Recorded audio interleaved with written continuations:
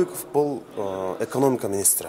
Экономика министрлиги өкмөттүн эң мындай өзөгүн кармап турган министрлердин бири.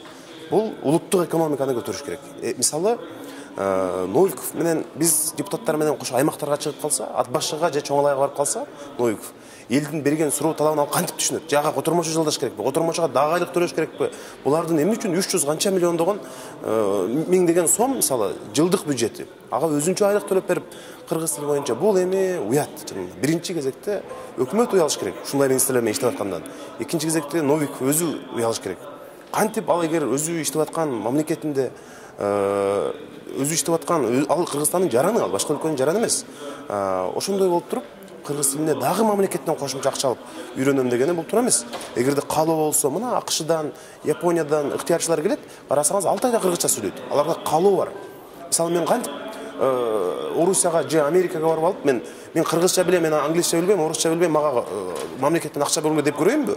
Орустар кандай реакциясы кандай болот? Америкага барып алып, анда мен да иштейм, министр болуп, анда ошол акча которуп бергиле, мен силердин тилиңерди үйрөнөм деп. Бул таптакыр туура эмес. Булар эми жанагындай кадр саясатын келип, мына өкмөт эптеп эле жанагы жаш болсо болду, улуту башка болсо болду деп эле алып келген мындай бизде толтура. Мисалы, жанагы мурдагы айыл чарба министри бар, жанагы Александр Костюк деген. Кыргызча суудай сүйлөйт, бизден таза сүйлөйт. Ошондой кишилер бар. Болгону каалоо болуш керек. Анын үстүнө министр бул өкмөттүн бакыйган мүчөсү. Ал кыргыз тилинде сайрап туруш керек. Кантип өзү ушул иштеп аткан жеринде, иштеп аткан элинде, иштеп аткан улутунда тилди билбейт, бирок ал жыйындарды кантип өтөт мисалы. Эгерде мен Новиковго кыргызча кат жазсам, ал кантип жооп берет мисалы.